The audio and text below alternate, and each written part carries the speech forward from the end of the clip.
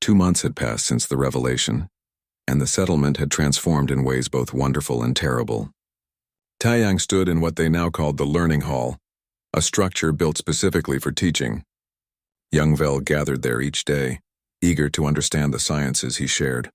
Today's lesson was on cellular biology, and they were examining samples under a salvaged microscope. Somin was his best student. The young Vel had a natural grasp of scientific thinking, asking questions that pushed Taiyang to explain concepts he had taken for granted. Jiwan worked beside her cousin, translating complex ideas into musical terms the others could understand. Together, they had created a bridge between human knowledge and Vel understanding. But outside the learning hall, tensions festered like an open wound. The settlement had divided into 3 camps. The progressives, led by Somin and supported by most of the young Vel, embraced the new knowledge enthusiastically. They experimented with agriculture techniques Taiyang taught them, built simple machines, and questioned everything about their old ways. The traditionalists, led by Minho, moved more cautiously. The high priest had accepted that Taiyang was not divine, but he worried about losing their culture's soul in the rush to embrace human ways. He advocated for balance, for keeping their spiritual practices while adopting useful knowledge. Many older Vel followed him, uncomfortable with change but unwilling to reject help entirely. Then there was Dongwu's faction. They had not left as promised. Instead, they had settled in the eastern hills, close enough to watch and interfere. Dongwu preached that Taiyang was a demon sent to destroy the Vel. He claimed the knowledge was poison, the technology was corruption. His followers raided the settlement's food stores, stole supplies, and spread fear among those already uncertain about the changes. Hyemin tried to mediate between the factions, but her health was declining again. The cellular regenerator could heal injuries but could not stop the natural aging of her crystalline body. She spent more time resting, less time guiding her people. Without her steady presence, the divisions deepened. Today's lesson ended early when shouts erupted outside. Taiyang rushed out to find a crowd gathered at the settlement's edge. Minho stood before them, his crystalline skin glowing with agitation. "The medical bay has been attacked," the high priest announced. "Dongwu's people. They tried to destroy the equipment." Taiyang's heart stopped. He ran toward his temple where the equipment was stored. The scene that greeted him made his blood run cold. The building's entrance was smashed. Inside, several devices lay broken on the floor. The gene therapy equipment, the one piece of technology that might actually help the Vel adapt to their cooling world, was gone. "They took it," Jiwan said from behind him. Her voice shook with anger. "Dongwu's raiders. They took the most important device and destroyed the rest." Taiyang knelt among the ruins of his equipment. Months of work, months of calibrating these devices to work with Vel biology destroyed in minutes. He felt rage build in his chest, hot and suffocating. "We must respond," Somin said. Several young Vel had followed her and their faces were hard with determination. "We cannot let Dongwu attack us without consequences." "No," Taiyang said, though every instinct screamed for action. "Violence is not the answer." "Then what is?" Somin demanded, asking nicely. "They are destroying everything you are trying to build." Before Taiyang could respond, Minho entered with his priests. "This cannot continue. Dongwu has gone too far. We must exile him properly, drive him from these lands entirely." "And how do we do that without fighting?" Taiyang asked. Minho had no answer. The room fell silent, everyone looking to Taiyang for guidance. He was not their god anymore, but they still expected him to have solutions. The weight of their expectations pressed down on him. That night, Dongwu struck again. This time, he targeted the learning hall. Taiyang woke to the smell of smoke. He rushed outside to find the building engulfed in flames. The young Vel tried to fight the fire, but the structure was made of dried grass and wood. It burned fast and hot. Taiyang ran toward the flames without thinking. Inside the learning hall were months of notes, diagrams, specimens, all the knowledge he had been compiling about Vel biology. If that burned, they would have to start over. He burst through the doorway into a wall of heat and smoke. The fire was too intense. Even his human tolerance had limits. But he could see the storage cabinet where he kept the research. It was at the back of the hall, flames licking at its sides but not fully engulfed yet. Taiyang covered his face with his arm and pushed forward. The heat was incredible. His skin felt like it was melting. Smoke filled his lungs, but he reached the cabinet. grabbed the container holding his notes and turned back. That was when part of the roof collapsed. A burning beam caught him across the back, knocking him down. The weight pinned him. Fire spread across his shoulders. He could not breathe, could not move. Then hands were on him.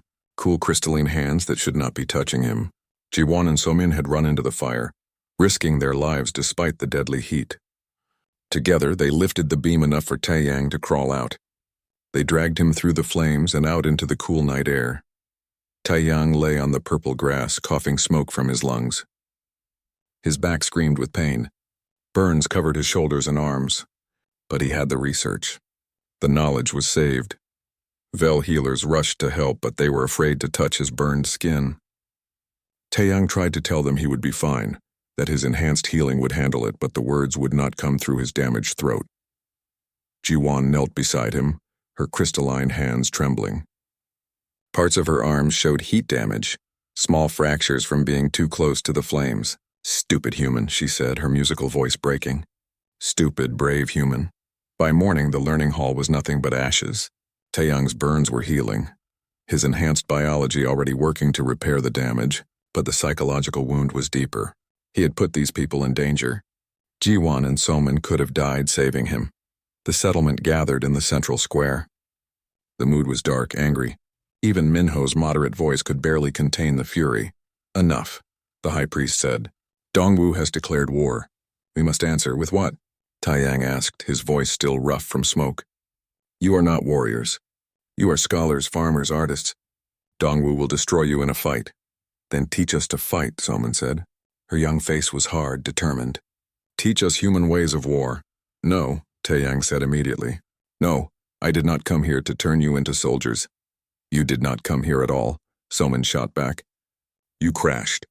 But you are here now and we are dying. If not from the cold, then from Dongwu's attacks. We need to defend ourselves." The crowd murmured agreement. Even Minho looked conflicted. Taeyang saw the trap he was in. If he refused, they would try to fight anyway and likely lose. If he helped, he would be responsible for turning a peaceful species into warriors. Before he could respond, a commotion erupted at the settlement's edge. A group of Vel rushed in carrying someone between them. It was one of Minho's priests, badly injured. Fractures covered his crystalline body. "Dongwu's camp," the priest gasped. "They are planning major attack tomorrow. They have weapons. They mean to destroy the settlement completely." The square erupted in panic. Taeyang felt the situation spiraling beyond his control. In trying to help, he had brought war to a people who did not know how to fight. Hyemin appeared, moving slowly but with purpose. The old elder made her way to the center of the square. "Silence," she commanded, and somehow her weak voice cut through the chaos. "We must think clearly." She turned to Taeyang. "You blame yourself? I see it in your eyes. You think your presence caused this? Did it not?" Taeyang asked bitterly. "No. Dongwu caused this. Dongwu's fear, his need for control, his refusal to accept change. These problems existed before you crashed here. You simply forced them into the open." Hyemin paused, breathing heavily. "Now we must decide. Do we fight, do we flee, or do we try once more for peace?" "Peace with Dongwu is impossible," Minho said quietly. "I know him. He will not stop until we are destroyed, or he is." Taeyang looked at the faces around him. Jiwon with her heat-damaged arms, Somin with her young, fierce determination, Minho struggling with his duty to protect his people. The Vel were not humans. They were not warriors. But they were also not going to surrender. "We defend," Taeyang said finally. "Not attack, not war. We defend the settlement, protect the people. I will teach you what I know about defense, about fortification. But I will not teach you to hunt Dongwu. If you want that, you do it without me." It was a compromise that satisfied no one completely but gave everyone something. Through the rest of that day and into the night, Taeyang worked with the Vel to prepare. They built barriers using techniques he showed them. They created defensive positions. They prepared fire breaks to prevent another burning. As dawn approached, Taeyang stood at the edge of the settlement with Jiwon beside him. In the distance, they could see lights moving in the hills. "Dongwu's force preparing to attack, I'm afraid," Jiwon admitted quietly. "So am I," Taeyang said.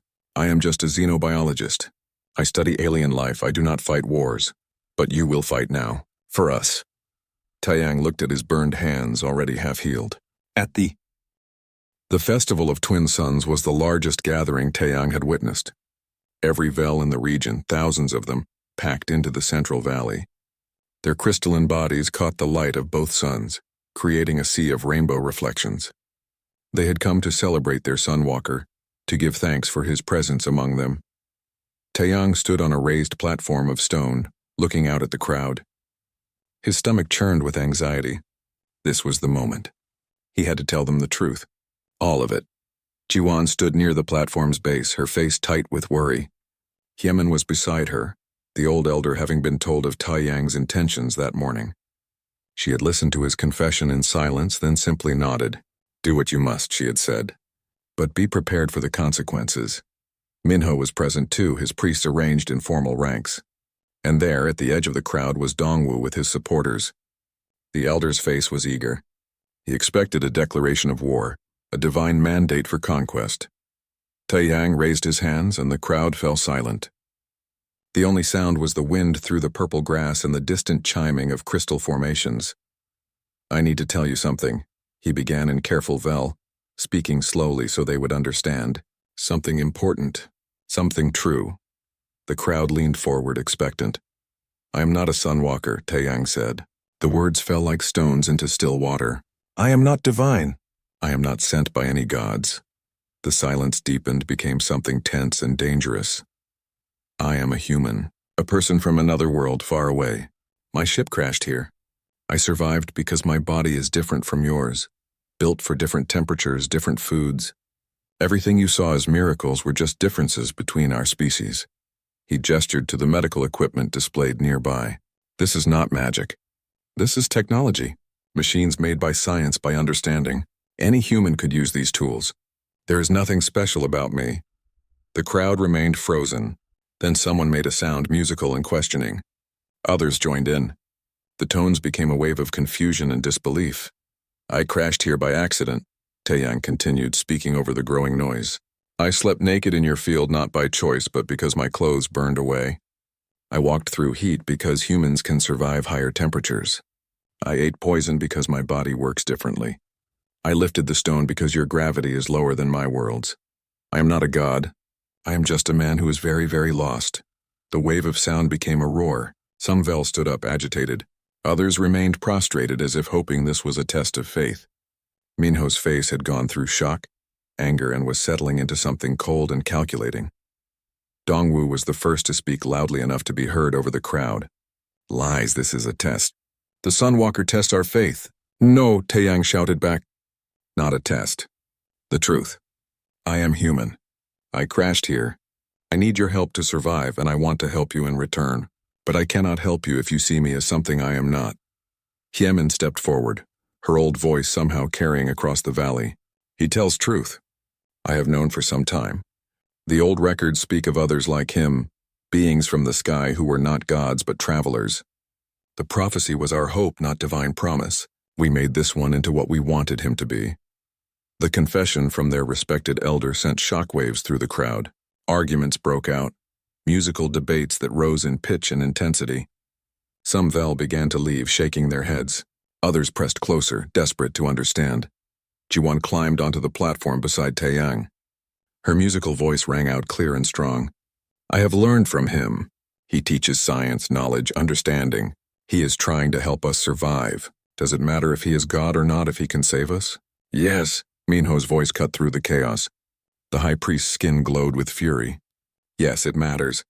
Our faith, our beliefs, our entire way of understanding the universe, he has shattered it all. For what? For lies? For false hope? For truth?" Jiwan shot back. "For real hope, not fantasy." The argument escalated. Factions formed rapidly.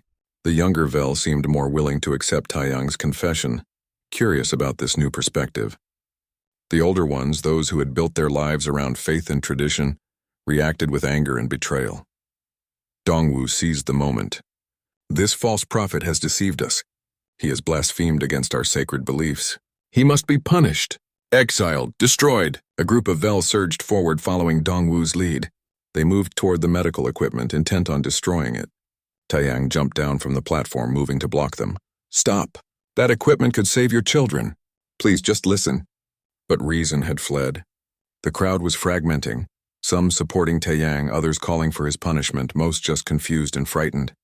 In the chaos, someone shoved someone else. The pushing escalated. Hyemin's voice rose again, commanding, "Enough, we will not solve this with violence. We need time to think, to process, to understand." But her words were lost in the tumult. The festival of twin suns had become a riot. Taeyang found himself surrounded by angry Vel, their musical voices harsh with betrayal. He tried to explain, to reason, but there were too many voices, too much emotion. Then Jiwon was there, along with several other young Vel. They formed a barrier around Taeyang and the medical equipment. Across from them, Dongwu had gathered his own supporters. Between them, Minho and his priests stood uncertain, caught between tradition and a truth they had not wanted to face. The standoff lasted for 3 tense minutes. Then Hyemin collapsed. The old elder simply crumpled to the ground, her crystalline body making a sound like breaking glass. Immediately, the fighting stopped. Vel rushed to her side, but they were afraid to move her. One wrong touch and her fragile body might shatter completely. Taeyang did not think. He pushed through the crowd, dropped to his knees beside Hyemin. Her skin was cracked worse than before, stress fractures running through her crystalline structure. Her eyes were dim. "Get back," someone warned. "Your heat will kill her." "She is dying anyway," Taeyang said. He looked at Jiwon. "Get the cellular regenerator from my equipment." "The blue device." "Quickly." Jiwon ran. Taeyang checked Hyemin's pulse, or what passed for a pulse in Vel biology. It was weak, erratic, stress-induced structural failure probably.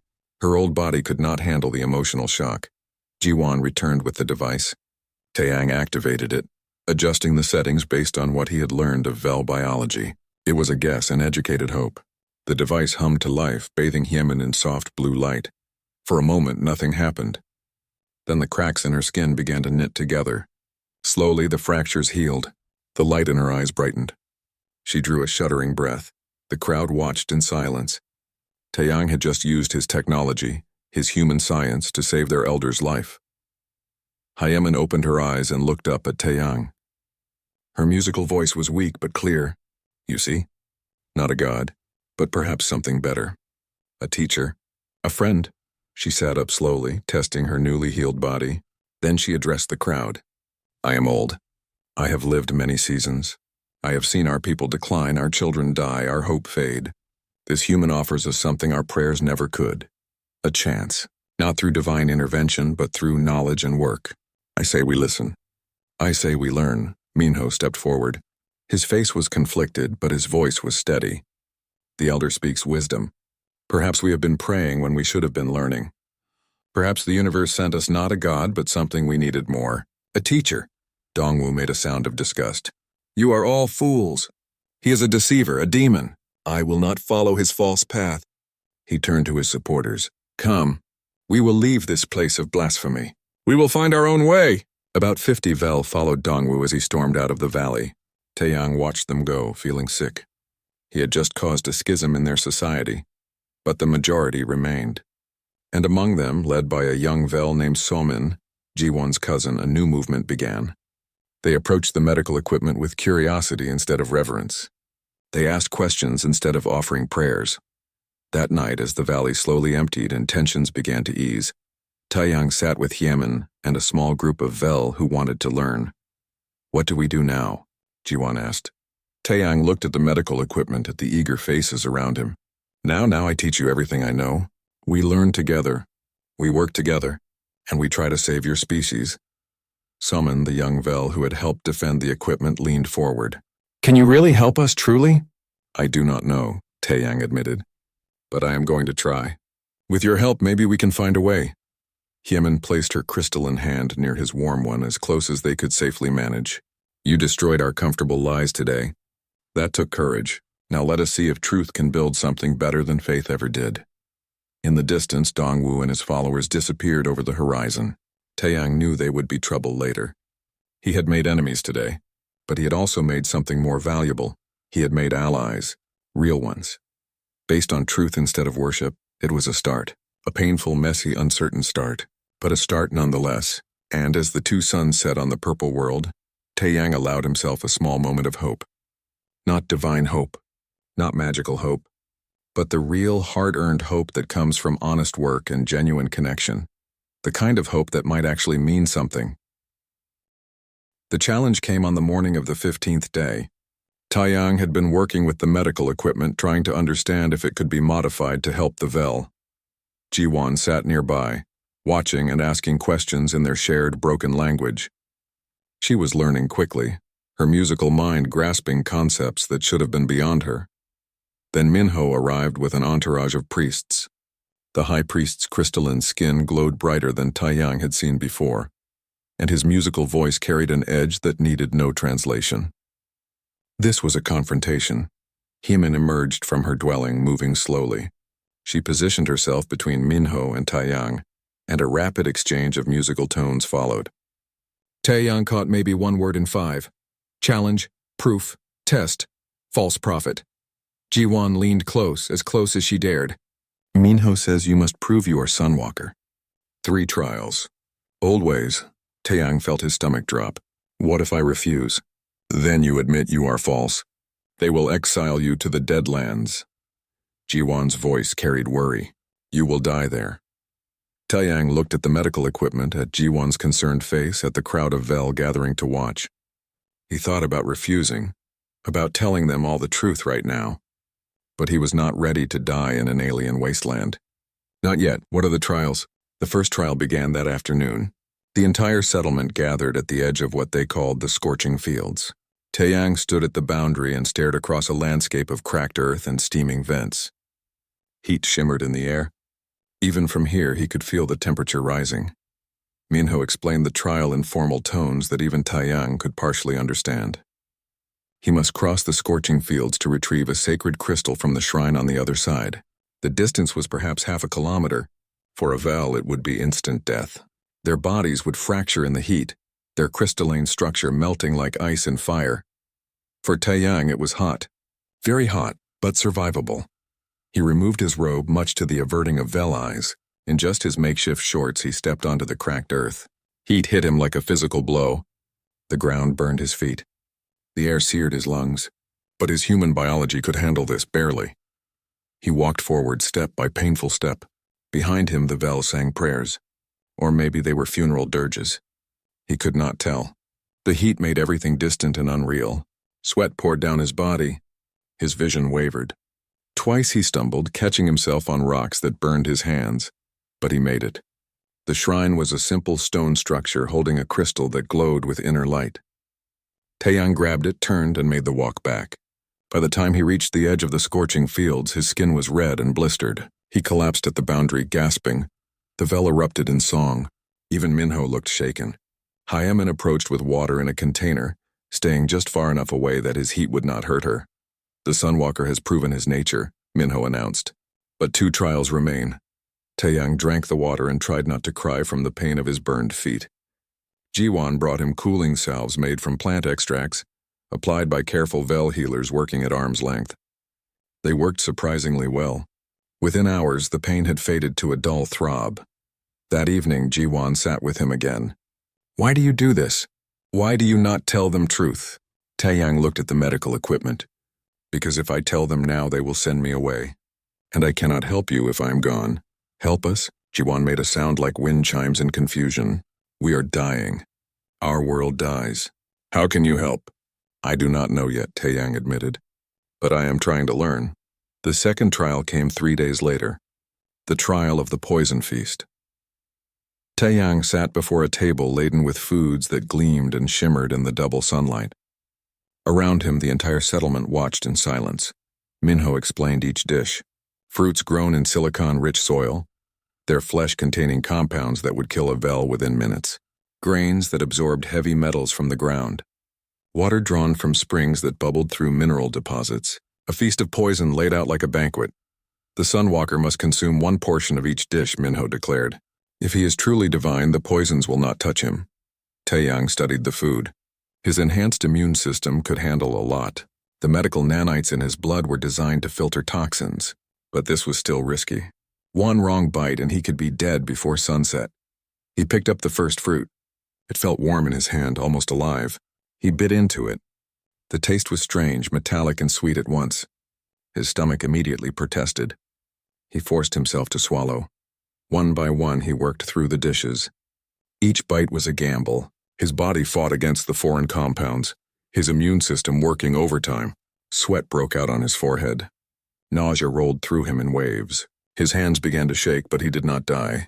His carbon-based biology, so different from the silicon-based Vel, processed the compounds in ways their bodies could not. What was deadly poison to them was merely extremely unpleasant to him. By the time he finished the last dish, Taeyang was shaking and pale. He stood up swayed and managed to raise his arms in what he hoped looked like victory, rather than the desperate attempt to keep his balance that it actually was. The Vel sang. Minho's face was unreadable. Hyemin looked thoughtful. Taeyang made it back to his temple before he vomited everything he had eaten. Jiwon found him there, curled on the floor, shaking. "This must stop," she said softly. "These trials will kill you." "One more," Taeyang managed through gritted teeth. "Just one more. Why? Why do you suffer this?" Taeyang looked at her through watering eyes. "Because if I can learn your biology, if I can understand how your bodies work, maybe I can modify the medical equipment. Maybe I can help you adapt to the temperature changes. Maybe I can save your people." Jiwon stared at him for a long moment. Then she began to sing, a soft melody that seemed to soothe his aching stomach. Not a prayer, he realized. A lullaby. The third trial came a week later. By then, Taeyang had recovered from the poison feast, though his stomach still protested certain foods. He stood in the central square of the settlement, facing a massive stone half buried in the purple earth. "The unmovable stone," Minho announced. "For generations it has rested here, too heavy for any Vel to lift, too large for teams to move. The Sunwalker must move it alone using only his divine strength." Taeyang studied the stone. It was big, certainly, but he had a secret advantage. The planet's gravity was lower than Earth's. He weighed less here, could lift more, and the stone, while large, was probably only a couple 100 pounds. Still, he made a show of it.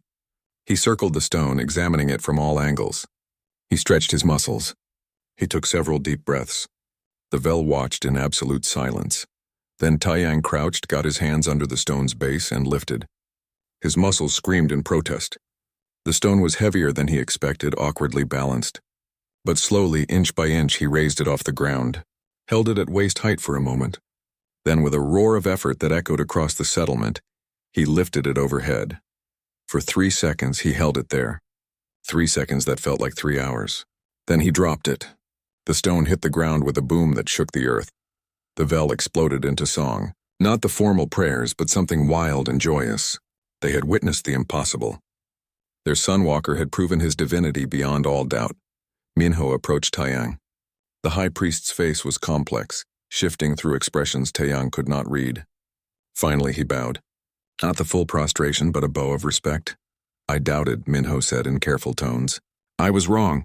"You are what they say you are." Taeyang wanted to laugh, or cry, or both. He had just convinced an entire civilization that he was a god, by lifting a rock in low gravity after eating poison food and walking through heat that any human could technically survive. That evening, an unexpected visitor came to his temple. Not Jiwon or Hyemin, but an elder Vel named Dongwu. His crystalline skin was darker than the others, his movements sharp and purposeful. "Sunwalker," Dongwu said in formal tones, "you have proven your power. Now you must use it. The Krell tribe to the west has taken our water sources. You must help us conquer them. You must lead us to victory." Taeyang felt ice in his stomach. "I am not here to help you make war." Dongwu's eyes hardened.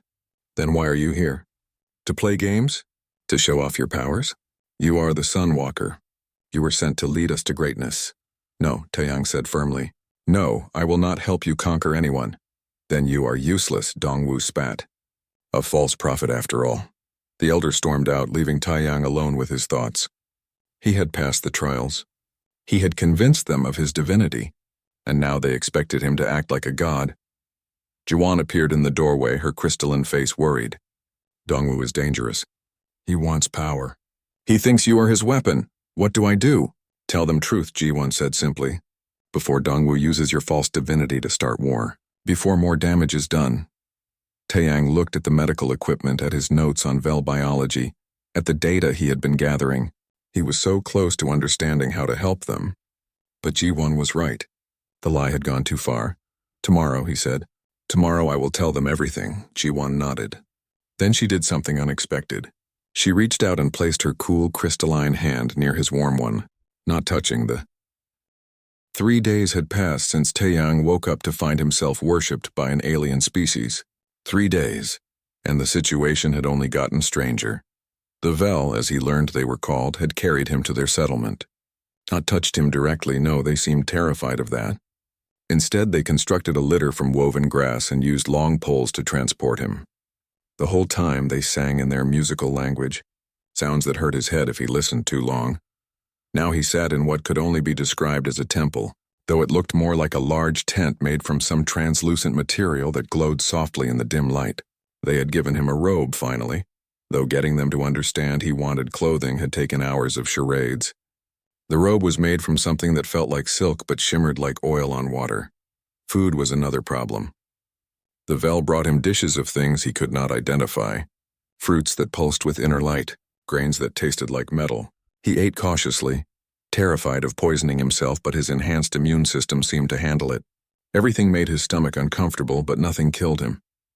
The Vel watched him eat with expressions he could not read on their crystalline faces, and every bite seemed to convince them further that he was divine.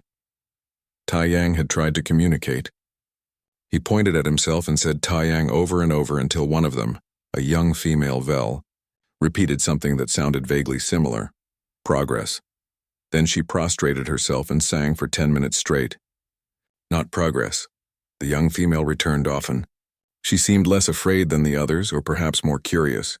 She brought him things, objects from their world, and watched to see how he reacted. A crystal that chimed when touched. A flower that closed when he breathed on it. She studied him the way he had studied alien samples in his lab, and he found that oddly comforting. On the 4th day, the translator appeared. Not a device, he had no technology anymore, but a Vel who seemed to grasp that communication might be possible. She was older, her crystalline skin etched with fine cracks like aged porcelain. She approached him slowly, made a sound, then pointed at herself. Then she pointed at him and waited. Taeyang caught on. "Taeyang," he said, pointing at his chest. The old Vel's eyes widened. She made another sound, complex and musical. Then she touched her own chest and said something that sounded like Hyemin. Hyemin, Taeyang repeated. He pointed at her. Hyemin. The old Vel Hyemin made a sound that might have been pleasure or surprise. Then she sat down across from him, a respectful distance away, and began the long, slow process of teaching him to communicate. It was exhausting work. The Vel language was not just words, but tones, pitches, rhythms. The same sound at different frequencies meant entirely different things. Taeyang's human throat could not make half the sounds correctly. But he tried, and Hyemin was patient, and slowly, painfully, they began to understand each other. Through broken communication and drawings in the dirt, Taeyang learned about the Vel. They were a crystalline-based life form, silicon instead of carbon. The heat his body generated, normal for a human, was deadly to them. Temperatures above 40 degrees Celsius would cause their bodies to fracture and melt. That was why they feared to touch him. They lived short lives by human standards, perhaps 30 years. Their world was cooling, the sun's dying slowly, and their species was dying with it. Births were rare now. Children often did not survive their first year. The Vel were a people facing extinction, and they knew it. The young female who brought him things was named Ji-won. She was considered brilliant among her people, a scholar who studied the old texts and tried to make sense of a universe that seemed determined to end her species. She watched his lessons with Hyemin with intense focus, and sometimes she would try the sounds herself, learning his language as he learned hers. Minho, the priest, was another matter. He watched Taeyang with eyes that held no wonder, only suspicion. He performed elaborate rituals outside the temple, singing prayers that lasted hours. Other Vel joined him, hundreds of them, their combined voices creating harmonies that made the air itself seem to vibrate. Taeyang tried to tell them he was not a god. He drew pictures of his ship, of planets and stars, tried to explain space travel and other worlds. Hyemin listened carefully. She seemed to understand, or at least to consider the possibility. But when she translated his words to the others, they only bowed lower. When he walked among them, they cleared a path, pressing themselves to the ground. When he picked up a tool or touched an object, they saved it as a relic. Once, in frustration, he snapped a branch from a tree to show them how ordinary he was. The crack echoed across the settlement like thunder. The Vel fell silent, staring.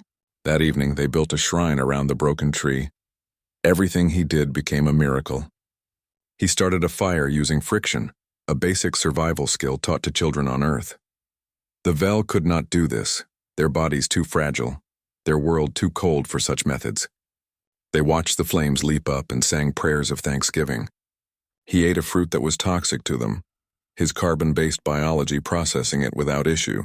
They declared it a test of divinity that he had passed. Taeyang felt like a fraud. These people were dying, their world was dying, and they were wasting their remaining time worshipping someone who was just a very lost human. It made him angry and sad in equal measure. On the 10th day, he decided to find his pod. There might be equipment he could salvage, technology that could help the Vel or at least help him signal for rescue. He stood up and walked toward the edge of the settlement, toward the black scar in the purple grass where his pod had fallen. Immediately, dozens of Vel rushed to follow him at a respectful distance. When he walked faster, they hurried to keep up, their crystalline feet clicking against stone. When he stopped, they stopped. When he turned to wave them away, they interpreted it as blessing and prostrated themselves. Jiwan was among the followers. She caught up to him, staying just far enough away that his body heat would not hurt her. She made sounds he now recognized as questions. Where was he going? What was his divine purpose? Taeyang tried to explain. He pointed at the sky, then at the ground, then made a gesture he hoped conveyed crashing. Jiwan tilted her head, thinking. Then her eyes widened. She understood. She wanted to see the sky chariot that had brought the Sunwalker to them. When they reached the pod, Taeyang's heart sank. It was worse than he remembered. The hull had split open like a cracked egg. Most of the interior was burned beyond recognition. He climbed inside carefully, the metal still warm to his touch but blistering hot to any Vel who might try to follow. The Vel watched from a distance, singing softly. To them, he was entering the sacred vessel of the gods. To him, he was digging through garbage, hoping to find something useful. The medical bay was partially intact. Taeyang's hands shook as he pried open the storage compartment. Inside, protected by thermal shielding, were several intact medical devices. Gene therapy equipment, cellular regenerators, diagnostic tools. None of them would help him get home, but they might help the Vel. He stared at the equipment for a long time. If he revealed this technology, if he used it to help them, would they ever believe he was not divine? Would they ever see him as just a man? Behind him, Jiwan had crept closer, as close as she dared. She was looking at the devices with naked curiosity. Her musical voice asked a question. Taeyang turned to her. In his broken Vel, he tried to explain. Medicine, healing, for your people. Jiwan's eyes went wide. She looked at the devices, at Taeyang, back at the devices. Then she did something no Vel had done before. She reached out, close enough that he could feel the coolness of her crystalline hand near his warm skin, and she touched one of the medical devices. Nothing happened. No divine light, no mystical transformation. Just an alien girl touching human technology. She looked up at Taeyang, and in her crystalline face he saw the first glimmer of doubt. Not in him, but in the idea of him. She was beginning to wonder. Beginning to question, Taeyang made a decision. He gathered what equipment he could carry and climbed out of the pod. The crowd of Vel waited, expectant. He held up the devices. Not magic, he said in broken Vel. Not god power, human making. Machine. Understanding needed. The Vel did not understand, or perhaps they chose not to. They saw their Sunwalker emerging from his sacred vessel bearing gifts of healing, and they sang praises that echoed across the purple landscape. But Jiwan understood. She looked at him with new eyes, and Taeyang saw recognition there. The recognition that gods do not explain themselves. Gods do not look lost and frightened and alone. Gods do not need to scavenge in wreckage hoping to find a way home. That night, as Taeyang lay in his temple trying to sleep, he heard soft sounds outside. Musical tones, questioning and careful. He looked out and saw Jiwan sitting at a respectful distance watching the stars. She was not praying. She was thinking, and somehow that gave him hope. The alarms screamed through the ship like dying animals. Taiyang gripped the controls of the escape pod, his knuckles white against the metal. The main vessel, the Mugunghua, was tearing itself apart behind him. Through the small window, he watched pieces of his home for the past 2 years scatter into the void like burning confetti. Come on, he whispered, jamming his thumb against the launch button. The pod shuddered. Something was wrong. The display flickered with red warnings he did not have time to read. Then the explosive bolts fired and he was free, shooting away from the dying ship like a bullet. The pod spun. Stars wheeled past the window in a nauseating dance. Taeyang's stomach lurched. He tried to stabilize the craft, but the controls were not responding. The computer spoke in a calm voice that made him want to scream. Hull breach detected. Life support compromised. Emergency landing protocols initiated. Landing where? Taeyang shouted at the machine. His answer came in the form of a planet rushing up to fill the entire window. It was beautiful, he thought distantly. Purple clouds swirled across a surface that shimmered like mother of pearl. 2 suns hung in the sky, casting everything in shades of amber and violet. Then the atmosphere grabbed him. The pod began to burn. Heat poured through the failing hull. Taeyang could smell plastic melting, metal warping. He yanked at his safety harness, suddenly terrified of being cooked alive in this metal coffin. The buckle released. That was his first mistake. The pod hit something, a mountain or a cliff, he could not tell. The impact threw him against the wall. His head cracked against metal. Stars exploded in his vision that had nothing to do with space. The world tilted, went dark. Came back in flashes, grinding metal. The scream of the pod tearing open. Heat. Incredible heat, like standing too close to a furnace. Cool air rushing in. The smell of something strange, alien flowers or burning minerals. Then darkness took him completely. When consciousness crept back, it came slowly. Taeyang became aware of softness beneath him. Not the metal of the pod. Grass, maybe. He tried to open his eyes, but his eyelids felt like lead. His body was one massive bruise. Every breath hurt. Something warm trickled down his face. Blood, probably. He managed to crack one eye open. Purple sky. 2 suns setting or rising, he could not tell which. The light was wrong, too soft, like looking at the world through tinted glass. He was alive. That seemed impossible, but here he was, breathing air that tasted faintly of copper and honey. Taeyang tried to move. His right arm responded. His left screamed in protest. Broken, probably, or badly sprained. He managed to roll onto his side. The movement sent waves of pain through him, but it also cleared his head a bit. That was when he realized he was naked. The pod must have burned away his clothes, or the impact had torn them off. He looked around for any scrap of fabric, anything to cover himself. There was nothing. The pod, or what remained of it, was a smoking ruin 50 meters away. Black scorch marks cut through the purple grass and a long scar leading back to it. He should go check the pod. There might be supplies, equipment, something useful, but his body would not cooperate. The adrenaline was fading, leaving only exhaustion and pain. Taeyang's eye closed again. Just for a moment, he told himself. Just a moment to rest.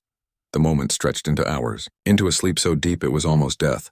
His body, pushed beyond all limits, simply shut down. The enhanced immune boosters in his blood went to work, fighting off infection, reducing inflammation, beginning the long process of healing. He did not dream. He simply existed in that space between consciousness and nothing. He had no way of knowing that eyes watched him. Small figures, barely 4 feet tall with skin like frosted glass. They approached carefully, terrified and amazed in equal measure. They had seen his pod fall from the sky like a meteor, had watched it carve a burning path through the sacred Eastlands. They had felt the heat of it from a mile away, heat that would have killed them in seconds. Yet this creature had emerged from that inferno. Walked several steps before collapsing. It generated heat even now. They could feel it radiating from its body. Heat that should not exist in any living thing. They watched its chest rise and fall with breath. They watched its wounds slowly stop bleeding. By the time the second sun set, there were hundreds of them. Word had spread through the settlement like fire. The Vel came in groups and families, entire clans moving silently through the purple grass to witness the impossible. They formed a circle around the sleeping creature, careful not to get too close. Even from meters away, they could feel the warmth of it. Elder Hyemin stood at the front of the crowd. She was old, her crystalline skin cracked with age, her movements slow and careful. She stared at the creature with eyes that had seen many seasons. Many impossible things, but nothing like this. The Sunwalker, someone whispered behind her. The words rippled through the crowd like wind through grass. The prophecy. Yemen said nothing. She did not know what to believe. The old stories spoke of beings from the sky who walked in fire and brought change. But stories were stories. This was real.